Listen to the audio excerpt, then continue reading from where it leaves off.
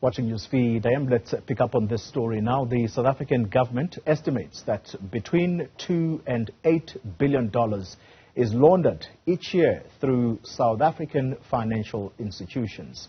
Recently, in a collaborative effort between the governments of South Africa, Zambia and Zimbabwe, 2 helicopters believed to have been purchased with money laundered from Zambia were seized by the Asset Forfeiture Unit and the National Prosecuting Authority. Now, freelance investigative journalist Erika Gibson joins us to give us a little bit more detail about this story. Erika, good morning to you. You wrote this story for the Business Day newspaper earlier this week.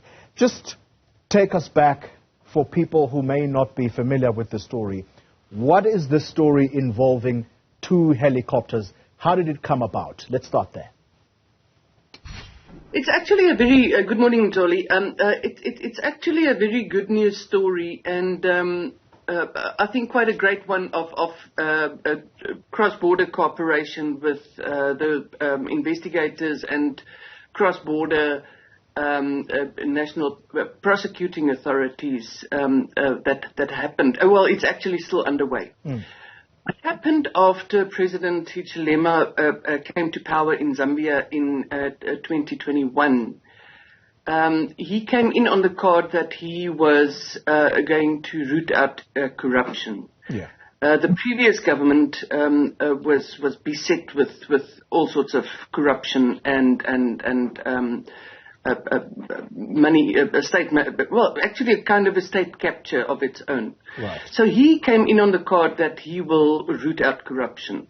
Shortly thereafter, there was a number of ministers who were actually arrested, amongst them the former Minister of Foreign Affairs, Minister Malanji.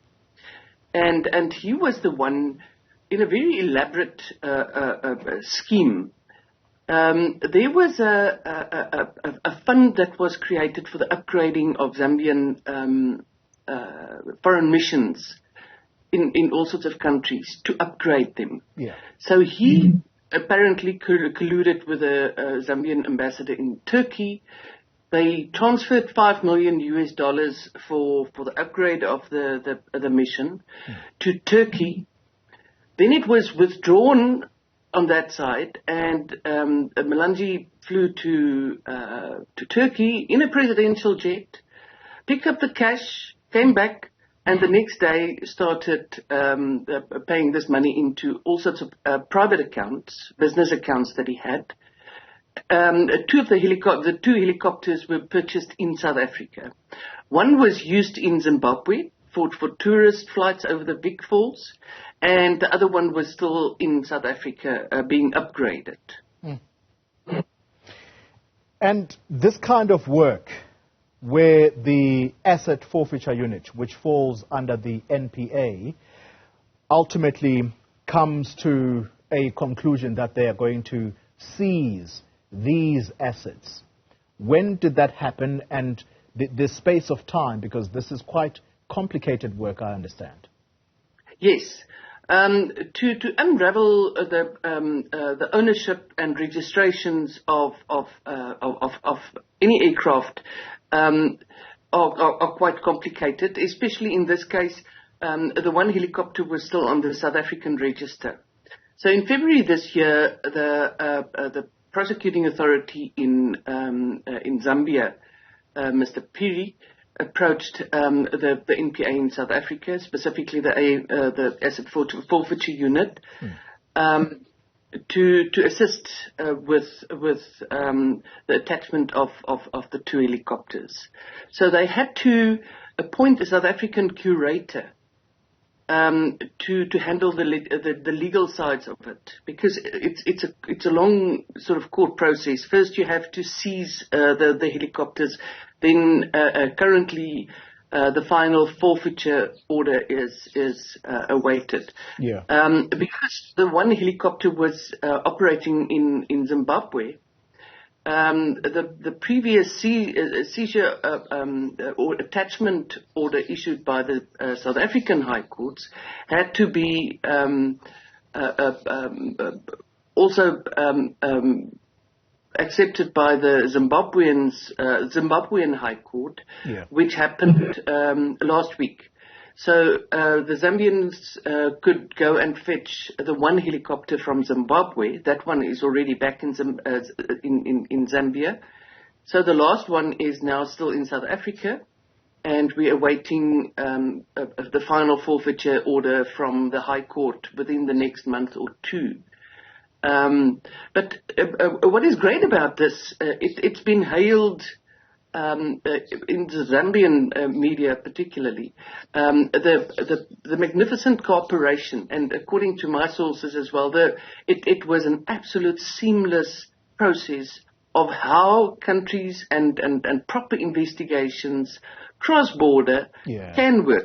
It's the AFU office in Ndombela who handled the whole matter, and they were to and froing all the time to meet and to smooth out the process. But it's actually, the NPA is lambasted all the time for not doing things right and not being successful. But this was actually just such a nice, great news story of how it actually worked. Yeah, and I can tell you that more people, I suppose, still hold the view that the NPA is not doing the work that it's supposed to properly. But before we get there, Erika, I just want to finish off on two quick questions of interest. Yeah. So Zambia, having lost out on $5 million through corrupt means, has that money now been recovered with the seizure of these two helicopters, but also importantly, the status of this former Minister of Foreign Affairs of Zambia, Joseph Malanji? What's happening to him? Okay, the investigation into corruption within the Zambian government is ongoing. I read this week still they attached certain properties of former President Erika Lunga. So that is all still part of the same investigation. Whoa, that's big. These two helicopters. Malanje was arrested. He's pleading not guilty.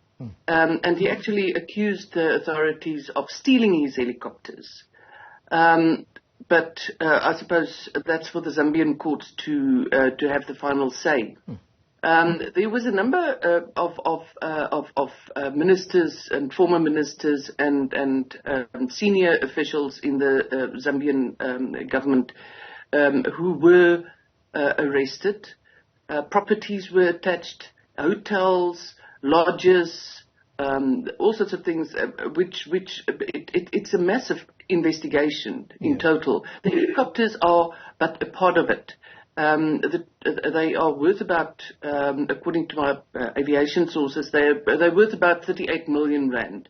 The one specifically is a beautiful helicopter.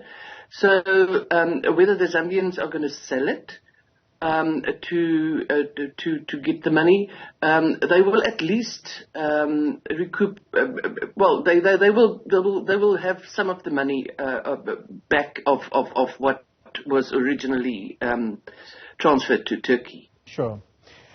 Erika, you've already touched on it. The NPA gets lambasted all the time for not doing its work properly, well, at least within our borders.